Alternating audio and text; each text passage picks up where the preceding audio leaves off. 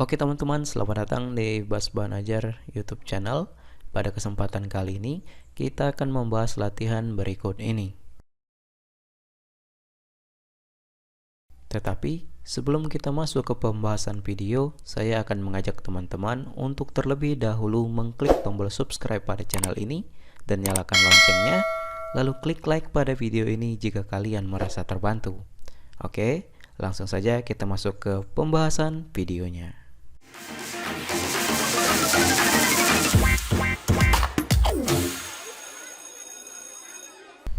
Oke teman-teman, di kesempatan kali ini kita akan membahas latihan yang ada di pembelajaran 4 subtema 1 buku tema 9 kelas 5 SD kurikulum 2013.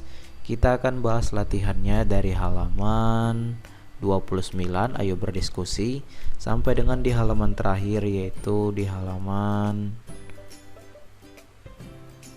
34, kerjasama dengan orang tua. Oke, langsung saja kita ke halaman 29 terlebih dahulu. Kita akan bahas latihannya.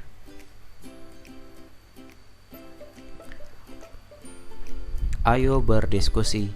Bentuklah kelompok terdiri atas 4 anak. Carilah informasi mengenai kenampakan alam wilayah daratan dan ketampakan alam wilayah perairan beserta ciri-cirinya. Saat kelompokmu mencari informasi melalui internet, mintalah bantuan orang tua atau orang dewasa di sekitarmu. Diskusikan hasil informasi yang kalian peroleh, kemudian tuliskan dalam kolom berikut. Oke, sebagai contoh di sini jawabannya.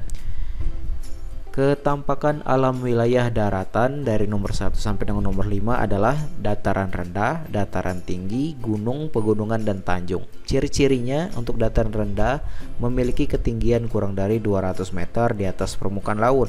Kedua, dataran tinggi terletak pada ketinggian 300 sampai dengan 600 meter di atas permukaan laut. Ketiga, gunung memiliki ketinggian lebih dari 600 meter di atas permukaan laut. Keempat, pegunungan mencapai ketinggian lebih dari 700 meter di atas permukaan laut. Yang kelima, tanjung, tanahnya menjorok ke laut. Kemudian, ketampakan alam wilayah perairan. Nomor 1, rawa, 2 danau, 3 sungai, 4 teluk, 5 selat. Ciri-cirinya, rawa biasanya banyak terdapat tumbuhan air seperti eceng gondok. Kedua, danau terbentuk dari dan berasal dari letusan gunung berapi atau gerakan tanah. Ketiga, sungai, bagian hulu berukuran kecil dan bagian hilir lebih besar.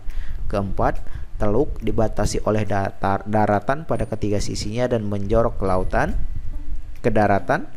Kelima, selat, lautnya sempit dan berada di antara dua pulau. Itulah jawabannya dari nomor 1 sampai dengan nomor 5. Silakan kalian masukkan ke dalam tabel. Kita lanjut lagi ke halaman berikutnya. Di halaman 30, dari bacaan di atas dapat disimpulkan bahwa benda-benda atau barang-barang di setiap daerah berbeda. Tidak hanya itu, air di laut juga akan berbeda dengan air di pegunungan.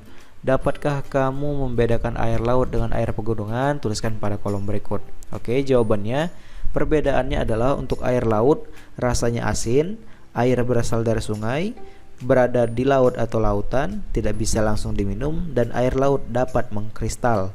Untuk air pegunungan, ciri-cirinya rasanya tawar, airnya berasal dari mata air, berada di daerah pegunungan, bisa langsung diminum, dan air pegunungan tidak dapat mengkristal.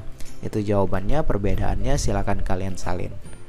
Kita lanjut lagi ke halaman berikutnya. Di halaman 31, ayo mengamati. Berbicara tentang air, perhatikan iklan berikut.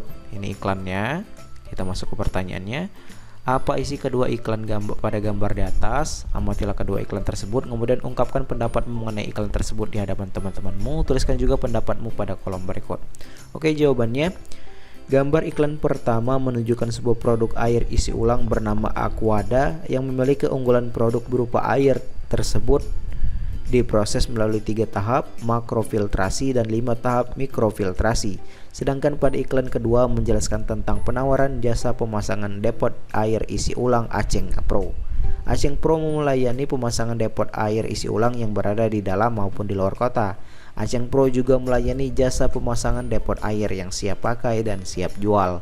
Itulah penjelasan dari kedua iklan tersebut. Silakan kalian salin. Kita lanjut lagi ke halaman 33. Ayo berlatih. Apa manfaat hidup rukun bagi dirimu? Tuliskan pada kolom berikut.